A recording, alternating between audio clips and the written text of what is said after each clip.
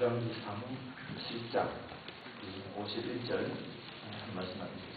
열왕기상 10장 51절입니다.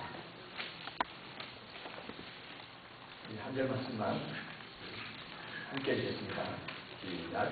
솔로몬 왕이 여호와의 성전을 위하여 만드는 모든 걸 마치니라. 이에 솔로몬이 그의 아버지 다윗이 드린 붉은 옷과 금과 기들을 가져다가 여호와의 성전 곳간에 두었더라. 아멘. 오늘 드디어 우리가 열왕기상 7장까지 이렇게 읽어봤습니다. 오늘 보니까 솔로몬 왕이 이제 여호와의 성전을 위하여서 성전에 둘 모든 기구를 다 만들었다는 것입니다. 이제 성전을 짓고 그 사이에 성경에 보니까 자기 궁전도 짓고, 그리고 오늘 말씀 보니까 하나님의 성전에 필요한 모든 기구들을 다 만들었습니다. 그러니까 솔로몬이 하나님을 위해서 참으로 대단한 일을 한 거죠. 하나님의 성전을 지었으니까 얼마나 영광스러운 일을 했습니까? 그래서 우리 성도들이, 우리 사람들도 우리도 정말 솔로몬처럼 그런 영광스러운 사람이 되면 좋겠다. 또 내 자녀들도 솔로몬처럼 좀 되었으면 좋겠다. 그래서 이렇게 위대한 이 왕, 정말 하나님의 성전을 지어바친 그런 영광스러운 대단한 일을 했으면 좋겠다. 우리가 그런 생각을 하게 됩니다. 그런데 여러분, 우리가 조금만 더 생각을 해보면은 사람이 아무리 솔로몬이 하더라도 사람이 하나님이 거하는, 하나님이 사실 수 있는 집을 지을 수가 있겠습니까? 사람의 손으로 하나님이 거하실 집을 지을 수가 있겠느냐? 하나님은 위대하시고 너무도 크신 분입니다. 이 우주라도 하나님을 담으시기에 충족지 않은 크신 분입니다. 그런 하나님이 거하실, 하나님이 사실 집을 죄인인 인간이, 한계를 가진 우리 사람들이 아무리 솔로몬이라고 하더라도 그 하나님이 거하실 집을 지을 수가 있겠느냐? 불가능합니다. 그럼 어떻게 해서 솔로몬이 이 성전을 지으셨습니까? 하나님께서 솔로몬에게 명하신 것입니다. 하나님께서 솔로몬에게 내 집을 지으라고 한 것입니다. 그리고 네가 지은 그 집에 거하겠다고 하나님께서 먼저 말씀하신 것입니다. 솔로몬의 영광은 바로 이것입니다. 하나님으로부터 은혜를 받은 것입니다. 다윗도 짓지 못한 하나님이 거하실 집을 솔로몬이 지을 수가 있게 되었습니다. 하나님께서 솔로몬에게 짓도록 하신 것입니다. 이것이 은혜입니다. 하나님이 인간을 만나려고 먼저 찾아와 주시고, 그리고 그 인간과 함께 거할 장소를 솔로몬을 통해서 지어준 것입니다. 사랑하는 성도 여러분, 신앙이 무엇입니까? 믿음이 무엇입니까?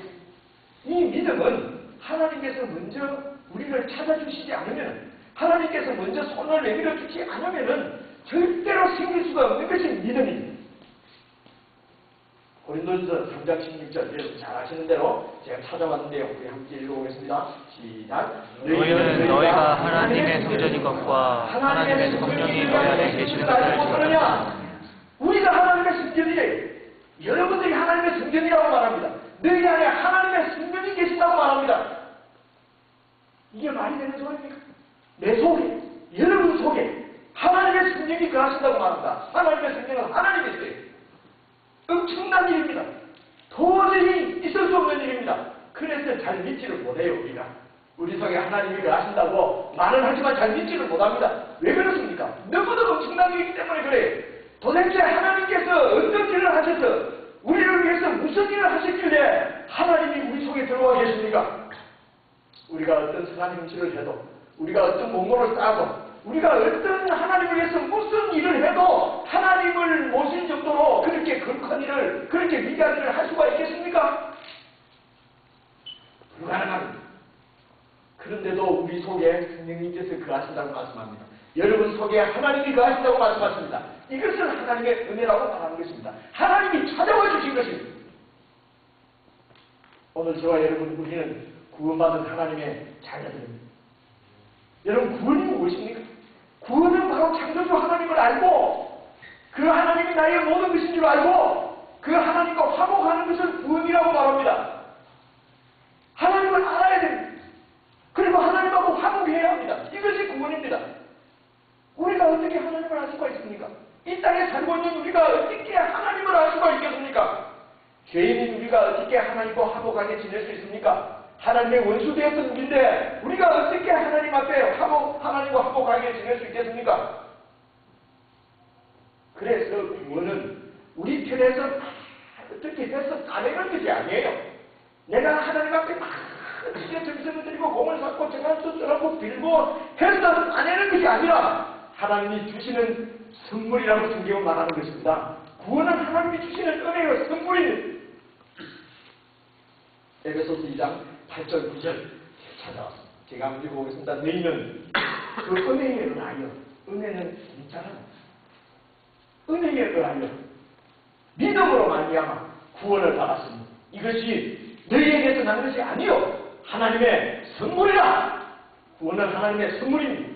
행위에서 난 것이 아니니, 우리의 어떤 행위에서 난 것이 우리의 공덕으로 된 것이 아니니 이는 누구든지 자랑하지 못하게 하려 함이라. 그러므로 구원받은 것 가지고 자랑할 수 없어요. 내 구원은 좀 더 빛난다. 네 구원은 왜 이렇게 빛이 안 나냐? 이런 게 없어요. 구원은 하나님께서 주시는 선물입니다.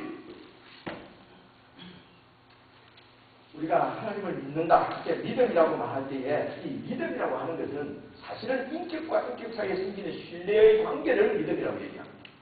그렇죠? 그러니까 비인격적인 그하고는 뭐 이렇게 신뢰라는 말을 쓰지 않습니다. 마이크가 갑자기 안 나옵니다. 만약에 안 나오면은 내가 마이크 보고 야 이 마이크야 너 돌아오면 지금이 어느 때인데 지금 안 나오면 어떻게 되겠냐? 정신 좀 차려. 나는 너를 믿는다. 곧 말할 줄은 소리가 나올 줄은 믿는다. 이렇게 하는 사람 없어요. 그렇죠. 마이크가 안 나오면 왜 이게 고장났냐? 그래서 고치는 것이에요. 그렇죠. 우리가 하나님을 믿는다. 하나님이 우리를 믿는다 하는 것은 인격적인 관계예요. 하나님이 우리를 조정하거나 조작하지 않습니다. 말 안 들어? 그러면 뒤에서 한 번 밑에 망치를 치면은 말 잘 듣는 최고 이렇게 되는 것이 아니다 말입니다. 우리가 하나님도 마찬가지입니다. 하나님을 우리는 인격적으로 신뢰해야 되는 것입니다. 인격적으로 믿어야 되는 것입니다. 하나님이 그래서 무슨 파워인 것처럼 그냥 자판기에 돈 넣으면은 뭐 뚝 떨어지는 커피 나오고 하는 것처럼 하나님 앞에 어떻게 하면은 하나님 복을 주실 것이다. 그냥 어떻게 하면은 돈 넣고 배운 놈을 나눠주신다. 이런 것이 아니라는 것입니다. 밴딩 마신이 아니에요. 믿음이라고 할 때는 그거는 인격과 인격 사이에 생기는 신뢰의 관계입니다. 그런데 우리가 어떻게 하나님을 인격적으로 신뢰할 수 있느냐 말입니다. 하나님을 도대체 하나님이 어떤 분인 줄 우리가 어떻게 알 수가 있습니까? 그러므로 하나님이 찾아오셔서 자신을 알려주시고 우리를 찾지 않으면 우리는 하나님을 믿을 수가 없습니다. 하나님이 우리를 찾아주시지 않으면 우리가 하나님을 믿을 수가 없어요.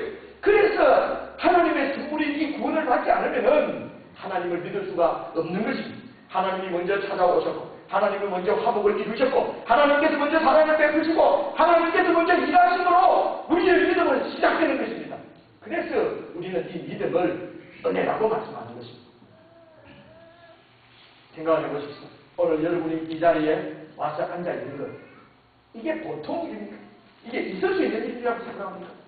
여러분 우리가 지금 믿지 않는 사람들 여러분들 우리를 보면 뭐라고 하겠습니까? 웃기잖아요. 이 좋은 날 또 별로 밖에는 안 좋지만 시들끼리 모여가지고 돈 내고 시간 내고 하루 그냥 가게 열면은 돈을 얼마나 벌 수 있는데도 문 닫고 도대체 이해할 수 없는 웃기는 짝꿍들 모여서 저들끼리 족같고 힘들거리고 뭘 믿는다 하고 신뢰한다 하고 참 한심한 짓거리를 하고 있다. 지금 이렇게 얘기하지 않겠습니까? 그런데 얼마 전에 여러분 바로 그 믿지 않는 자리에 있었지 않습니까? 아니 얼마 전이 아니면 10년 전에 여러분은 그 자리에 있지 않았습니까? 그런데 하나님이 여러분들에게 뭘 어떻게 하실길래 저와 여러분이 지금 이 자리에 와 있는가 말입니다. 하나님이 시작하신 줄 믿으시기를 바랍니다. 하나님께서 사람을 보내신 것입니다. 하나님께서 복음을 전하신 것입니다. 하나님께서 신실한 그리스도인들이 여러분들을 위해서 기도할 수 있도록 하신 것입니다. 사람을 보내서 권하기도 하시고 아내를 통해서 말하기도 하시고 남편을 통해서 자녀를 통해서 부모를 통해서 자신을 알려주시고 사건과 현장을 통해서 우리를 만드시고 우리 마음과 영혼에 개입하셔서 설명하시고 밀고 당기고 해서 오늘 이 자리에 여러분이 있는 줄로 믿으시기를 바랍니다. 아멘. 하나님께서 바로의 경찰의 아들 노예 백성 이스라엘 백성들에게로 모세를 보냈어요. 그리고 그 백성을 바로에게서 해방시켜서 자기 백성을 삼으시려고 하셨습니다. 그런데 바로가 말을 듣지를 않아요. 그렇죠? 바로가 말을 안 듣는 것입니다. 그래서 어떻게 했습니까? 하나님께서 재앙을 세 가지를 내렸죠. 몇 가지 참으리? 세 가지가 아니고 10가지. 10가지 재앙을 내렸어요. 그러니까 10라운드까지 간 거예요. 10라운드까지. 바로가 너무 센 거예요. 바로가 너무 세서 10라운드까지 갔겠습니까? 하나님께서 한 방에 바로를 투여시킬 수 없겠습니까? 하나님은 바로를 한 방에 날릴 수 있는 능력을 갖고 계신 분입니다. 그런데 10라운드까지 갔어요. 한 번에도 안 되고, 두 번째 재앙에도 안 되고, 세 번째도 안 되고, 네 번째도 안 되고. 와, 바로 세다. 여러분, 바로가 센 것이 아니에요. 왜 10라운드까지 갔느냐? 출애굽기 10장에 보니까 이렇게 성경을 말씀하고 있어요.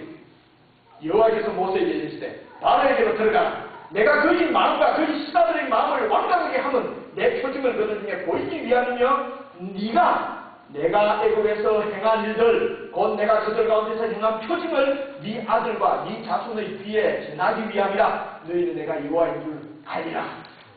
여호와인 줄 모든 신 위에 뛰어난 아니요 모든 신을 심판하는 가짜 신들을 심판하는 참 신이면들